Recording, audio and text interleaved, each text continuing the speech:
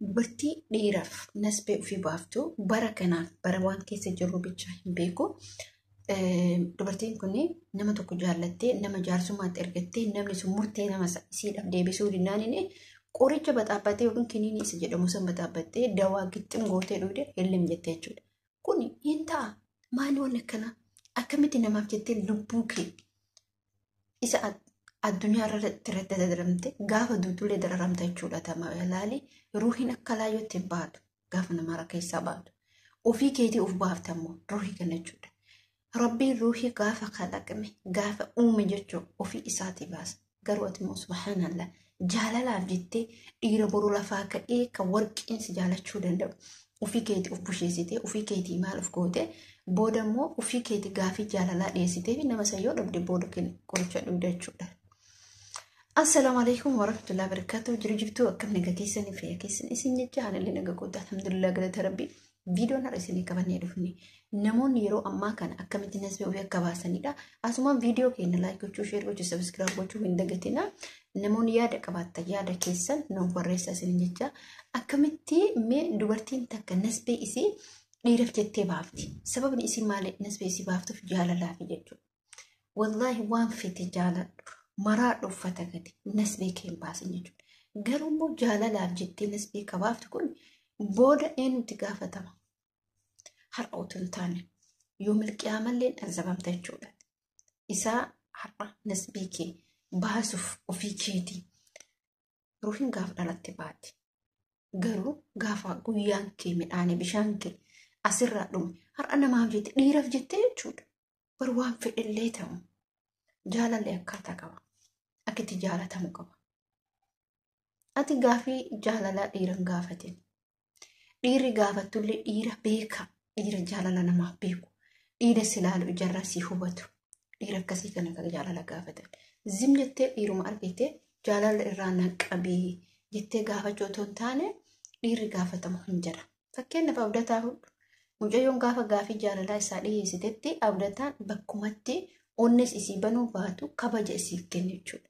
Kabaja isii kennuun jaalala isiin waan isiin dubbatteef jaalala isiif qaba jettee saniif mucaan suni kadeeme booddee isaa sammuun isaa akka biraaseen isiin suni qarqara qileetii deebifte jechuudha. Afaanirra maraatee uffata gatuu malee hamtuutti namni jechuudha. Namoota akkanaa kana jechuudha. Namoota jaalala gaafatan dhiira jajjaboo, dhiira sammuu qabu, dhiira sammuu bilchaate, dhiira baratee barumsa qabu namaaf beeka. Yookaan immoo tusin jettee akkanumatti bifa achi ilaaltee yookaan immoo akkanumatti raasii qabeef dhiira gaafattee nasbee kee baafte. Ati akkamitti nasbee kee baafta? Barwaata akka namarraan hir'istu gaafa deemte ofii keetii of hir'ifta. Ofii keetii of hir'ifta. Ofii keetii addunyaarra boqatta. Boqattus arabaafannaan argatta. Maaliif harka keetiin ruuhii kee baafte waan ta'eef. Isa kan hubachuu qabdan warroonni isin jettanii namuma jaalattaniif qoricha dhugde namuma jaalatan. Haa ta'u jaalallee nama hin miidha. Dhugumatti nama hin miidha garuu qoricha nama qabaasu kun adda. Kun kilooriksii dhugaa, kun dawaa garaagaraa dhugaa. Kun immoo namaa wal dhabeetiin nama saniin akkasitti deebi'ee bakka garaagaraatu jira miti wallaahi jechuudha. Obboleen kee shamarranii wantoota akkanaa kana sammuu kee keessaa haqe jechuudha. Dhibbumaan dhibbatti haqe. Lubbuu kee ati ittiin taphatiin. Lubbuu kee ittiin taphatiin. Isiin huni baate guyyaan kee dhume. Immoo namoonni tokko tokko akkanumatti hin jiraa miti ani otoo tiktookillee gara tiktookillee dhayitee akkasitti bareeda. Garummoo wallahi ijoolleen yaman keessa jirtan baddanii jirtan akka jedhan. Waanuma bakka jaalala isinirraa argamaa jiru jibba argamaa jira. Yeroo hundumaa jibba isinirraa argamaa jira jechuudha. Kanaaf yaa uummata kiyya ofiin hin taphatina. Uf deebii uf laale. Taa'e uf laale. Kophaa kee haasa uf laale. Uf jijjiirtaa barate gaaf kophaa kee haasuftee gaaf teettee maal jettee uf jijjiirta. Garuu gaafammoo olma kaatee injiraamte akkanumatti jechuudha. Nama bakka bari jaalalli kun hin tarallee hin dhufallee. Mee amma fakkeenya fudhadhaa. Sadarkaa ijoollummaa keetirraa waggaa 18 akkasirra jaalalli yeroo si qabuu fi yeroo waggaa 25 jittuu jirtu yeroo si qabu tokkoo miti jechuudha.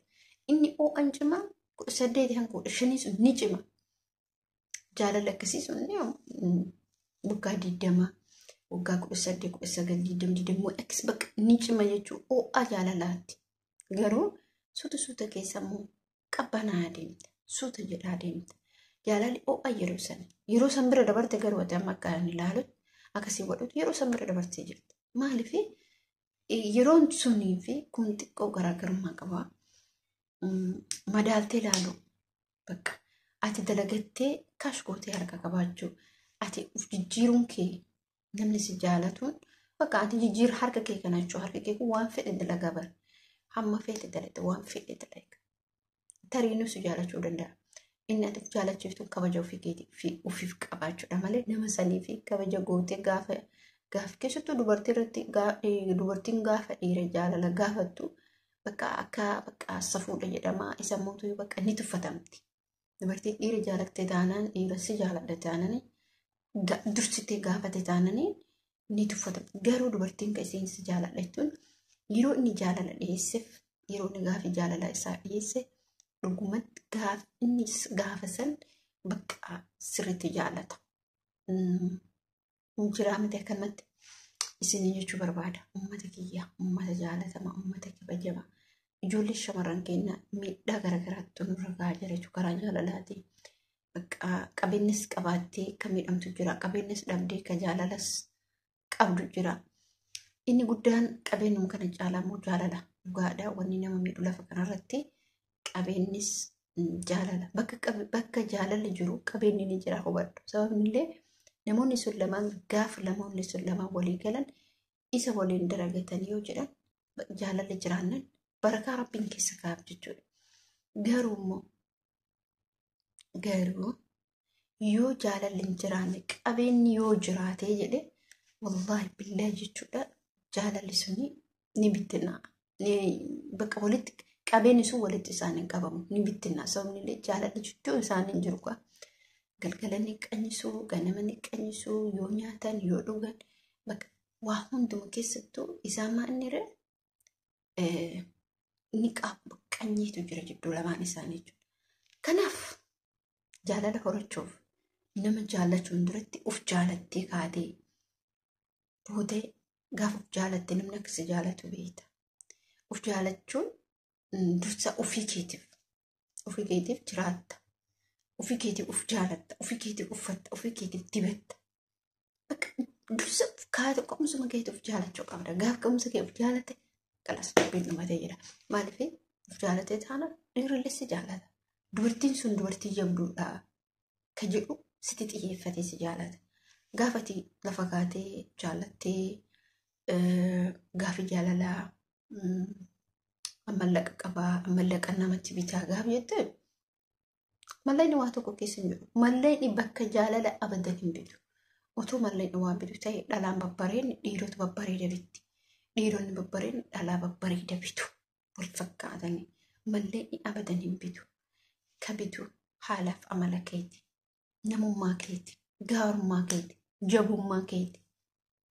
Malee mallayni nama hin bitu. Mallayni immoo keessattuu jaalalan bitu. Uffata bita. Mana bita. Qabeenya bita. Jechuun bakka jaalalli jirtuttis qabeenyuun jiraate baay'ee bareeda. Garuu immoo jaalala hin bitu mallayni. Nama namatti bitee akkas qootisiitee namatti bitee akkasitti jaalala nama jaaladhu jettee abadan hin jiru jechuudha waan akkasii. Kanaaf wanni isin jechuu barbaadu jaalala rabbiin nama isin jaalatan isin haa kennu. Keessattuu shamarran dhiira si jaalattu irraa of tuuban ta'e yoo jaalallis irraa sin qabin booda akka jaalalli si qabu hubadhu. Namni tokko qamasee soogda ta'een qamasee nama laalu. Garuu immoo ati akkatti namni dhiiri gaafi jaalalaa si gaafate duuka tarkaanfadhu. Dhiira ofii jaalatte immoo kan argannetti hubadhu. Maaliif ofii jaalatta waan ta'eef. Dhiirri immoo shamarran isiin jaalattu faranjii biratti kabaja qaba malee uummata Abashaa jedhamu keessumattuu jaalala kabaja qabu. Gaafi shamarran takka dhiira tokko jaalala gaafatte kabaja qabdu. Faranjii biratti kan kabaja qabu. Faranjiin dubartiin takka gaafa gaafattee bakka qabdiif garuu uummata Abashaa biratti akka ani hin jiraa miti keessattuu nama keenya irratti uummata Oromoo kana biratti safuu jedhameetiin hin beekamu. Safuun suni ani hin beeku. Ana natti fakkaatu. Sababni illee garuu gaafin jaalalaa nama dhiyaate bakka ani dessin jedha qabuuti. Tuduu shamarran illee gaafii jaalala garuu immoo akka Oromootitti safuudha. Safuu cabsitee daangaa dabarfattee ofiisiiti dhiira gaafii jaalala gaafatte jedhame dubbatama. Kanaaf ani viidiyoo kiyya asumarratti dhaaba. Hama viidiyoo biraatii walitti deebinuti viidiyoo keenya laayik gochuu, sheer gochuu, sabskiraayib gochuu yaada keessan hin dagatina. Yaada keessan nu barreessaa. Namoonni gaafii garaagaraa qabaatan yoo gaafii yookiin immoo mudannoo garaagaraa qabaatan nu barreessuu dandeettan. Assalaamu alaikum warahmatullaahi